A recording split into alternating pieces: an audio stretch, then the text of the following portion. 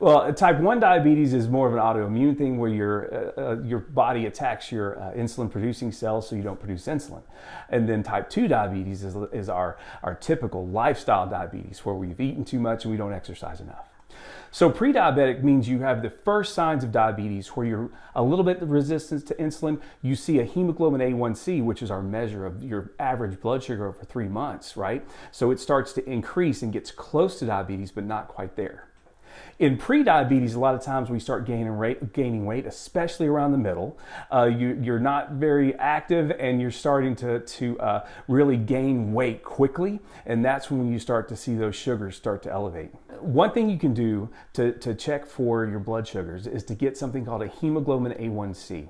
And that's a quick little blood test. It takes about a day to get back, and you can actually measure your blood sugar and see where you are on the pre-diabetic or diabetic scale. And that can empower you to be able to do something about it early. When you get a hemoglobin A1C at a physician's office, you'll see numbers like 5.6, 5.7. 5.6 is normal, 5.7 is pre-diabetes, all the way to 6.4. Once you get to 6.5, you're diabetic, and you're diabetic forever. But you can actually affect those numbers greatly with diet and exercise, and sometimes you add a little medicine on there too. Sure, we actually have a really good idea about what medicines we need to use with diabetes, and there's a whole section from the American Diabetic Association about how we should treat diabetes. Your first medicine will be something cheap like metformin, and then diabetes can get expensive very quickly. The treatment of diabetes isn't about being restrictive. It's about making small changes over time because it's a long road. And so you can't get overwhelmed with it because it is easy to get overwhelmed. But if you take it a step at a time and do little things every day, those little things start to add up. Over a long period of time, diabetes is a state of inflammation, and it can cause many things: kidney disease, heart disease, peripheral vascular disease, then to the severe complications of kidney failure and heart attacks. So getting those things under control early and jumping on them quickly and managing them tightly can make a big difference long term. So if you have a family history of diabetes, like mom, dad, brothers, sisters, their sugars start to go up. And your lifestyle isn't very good, you're probably going to follow in their footsteps. Age and living a long time increases your risk of diabetes because as we have more birthdays, we start to slow down a little bit. We don't exercise as much, so we get busier.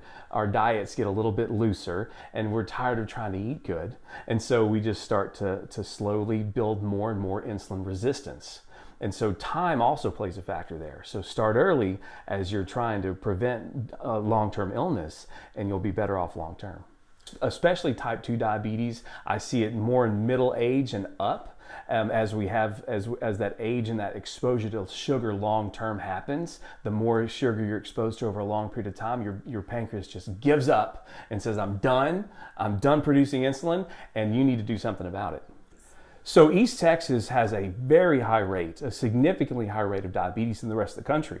We're up to 14.5% in Angelina and Nacogdoches counties, which is actually quite a few people with diabetes. A little bit of it is lack of access to really good foods. And some of it has to do with our income levels in East Texas and rural areas as opposed to the big city in North Dallas. Food is cheap relative to our incomes in America. And some of it's just so tasty and it's so good, and we just indulge a little bit too much. And in East Texas, there's a little bit of that as well, is where our incomes are not quite as good as, say, in North Dallas, and we just have access to a little bit cheaper food, which is a lot of times processed. So I could see how activity affects blood sugars. During the lockdown, during COVID a few years ago, when we were all inside and we couldn't go anywhere, activity levels across the country dropped about 30%. And during that time, I saw normal people go to pre-diabetes, pre-diabetics go diabetic, and diabetics go out of control when their activity level just dropped 30%. So if you can increase that activity level just a little bit, you can prevent a lot of problems. If you're diagnosed with prediabetes or diabetes, it's really time to start working on your diet and exercise and your activity levels. And we're talking about 150 minutes a week, which is just a 30-minute brisk walk 5 days a week. So that's the first thing you can do, is really use up that sugar. The next thing you do is to eat like you know you should. Apples or French fries, everybody knows which one you should eat. It's just easier to eat those French fries. Diabetes is pretty easy to screen for, and you should be screened at your annual visit with your PCP or just on a typical blood test. But you should get that A1C because knowledge is power. And when you know your numbers, you can make a difference.